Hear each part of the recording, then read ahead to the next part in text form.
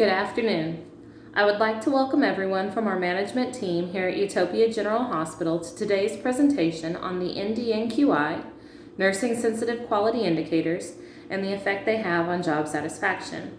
My name is Bobby Bohack, and I am pleased to be speaking with you today as part of this project for NURS FPX 4040, Managing Health Information and Technology, led by Dr. Randall Krim. Let me begin by explaining a bit about the NDNQI and Nursing Sensitive Quality Indicators. The American Nurses Association, or ANA, came together in 1998 to establish the National Database of Nursing Quality Indicators, also referred to as the NDNQI.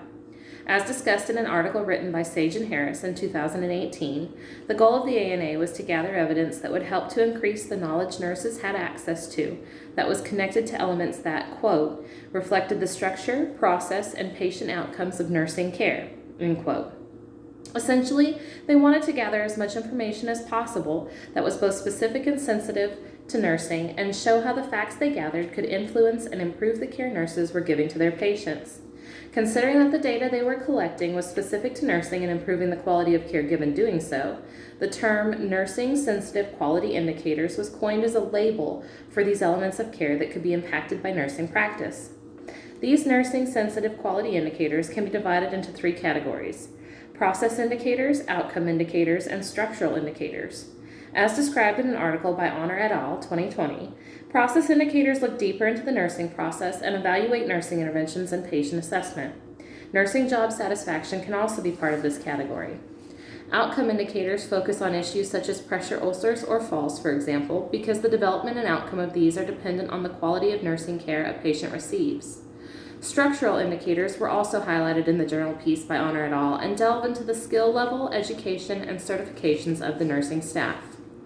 You may be asking yourselves, what do these nursing sensitive indicators mean to me? Well, they offer a starting point for improving patient care and satisfaction levels. As you are aware of, there is a survey we offer every patient here at Utopia General to score their satisfaction of care received. Many of these nursing sensitive indicators are evaluated through that survey. This is a crucial step in setting evidence-based guidelines for practice, also from Honor et al. 2020. By measuring, evaluating, and then working towards improving quality of one of these indicators, you have just used evidence to base your guidelines on. Now let us discuss how this relates to RN job satisfaction. This is often found in either the organizational-focused structural indicators or nurse-focused outcome indicators, categories of the NDNQI, per Honor et al. 2020. Since the beginning of the summer, we have noticed a decline in our patient satisfaction scores and an increase in injury and fall rates. In a 2021 article by Monroe et al., the point was made that burnout has a, quote, significant impact on employee engagement and retention of competent staff, end quote. It was also found that nursing staff experiencing burnout, which the Monroe article defined as a state of, quote, physical, emotional, and mental exhaustion caused by a depletion of a person's ability to cope with their environment, end quote, correlated with lower satisfaction scores and poor outcomes for patients, from Monroe et al. 2021. As the reference study here goes on to describe, staff experiencing burnout are not prepared to provide the best care for either themselves or others, and we have seen this echoed in the survey results here at Utopia General this summer. By working to improve morale and job satisfaction in our nursing staff, we can also improve patient satisfaction and reduce injury rates while hospitalized. When the team in charge of reviewing the surveys first recognized the decline in satisfaction rates and rise in injuries, they turned to our informatics nurse on staff, Claire, for help. Prior to assembling this in-service today, I sat down with her to better understand how she gathered her data so that I could share some of the process with you. Hopefully this will assist you in understanding the importance of the multidisciplinary approach we are taking and where the evidence on which we base our action plan comes from. One point our informatics nurse Claire made clear to me during my interview with her was the need to take a multidisciplinary approach in solving our current predicament. She explained that using surveys and the informaticist, her role, our hospital can gather the data needed to investigate and solve problems such as decreased patient satisfaction. She explained that the method used to share this information, develop a plan to remedy the situation our hospital is facing, and put it into action will require effort from multiple sources working together. Management, the information technology department, and staff working together will be the best way to reach the improvements we desire to make. Another item Claire requested be reiterated today was that, as managers and leaders, you have access to the results and data from the surveys via your employee portals. I'm sure we have all seen the call to action emails that are sent to department managers when a particularly negative survey or contact has been made by a patient. Under the surveys and satisfaction scores area that management has on their employee portal is a chart that updates each evening at midnight. This chart is based on many of the nursing sensitive quality indicators that NDNQI evaluates, and per Claire can give you valuable insights into the successes and shortcomings of your department. During my interview with Claire, I asked her how exactly it was that she concluded that nursing staff burnout was having a negative effect on patient outcomes. She took the time to explain in detail how she created a second survey using help from the access she has to the NDNQI database.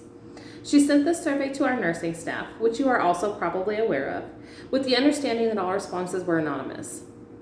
She was able to gather data from the nursing staff that showed a lack of emotional intelligence, or EI, as described in the journal piece by Caladonato and Manning in 2017, as the, quote, ability to accurately perceive, appraise, and express emotion, end quote.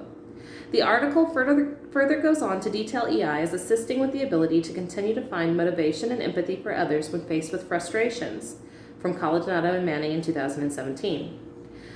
Essentially, the nursing staff seems to be lacking some of the coping skills needed to deal with their daily stressors, and this is influencing their job performance, specifically their interactions with patients. This is where we turn to evidence-based guidelines to see what we could do with the information we had to improve satisfaction levels for staff and patients. Now that we've discussed the issue and how we concluded that nursing staff was experiencing burnout, thus affecting patient outcomes, thanks to a little help from NDNQI and the nursing sensitive quality indicators they developed, let us look at the evidence and research the team found, which our action plan to improve the situation here at Utopia General is based on. The article by Caladonato and Manning in 2017 defines nursing satisfaction as, quote, encompassing a feeling of value, meaning, and happiness in the workplace, end quote.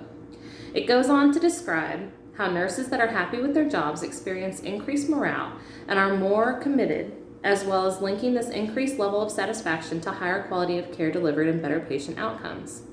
As managers and leaders of our team, you have the opportunity to influence the level of satisfaction the nurses here at Utopia General experience by remaining positive, being empathetic and understanding of the issues that occur on your units, and acting as a role model for the staff.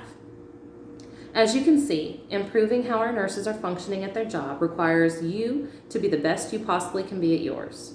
The first step we would like everyone to take is in developing their own emotional intelligence and mindfulness through the second half of today's workshop, taking place after lunch.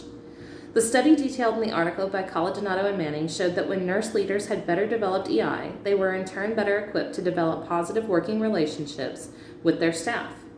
It also gave them a heads up on managing emotions in the unit, which can run high at times, leading to stress and burnout for the staff. The second half of our plan involves the nursing staff. There will be several in-services offered for the staff to learn how to better develop their own mindfulness and emotional intelligence. After looking at an article published in 2021 by Monroe et al., we realized that a mindfulness intervention, as the article referred to it, to show our nurses how to be present in the moment when they are on the floor to avoid placing undue meaning on negativity, could help them better appraise stress when it occurs on the unit. That same study evaluated a similar project, the Project 7 Pledge, and saw a 32% decrease in the fall rate of the unit after the intervention of the Project 7 Pledge.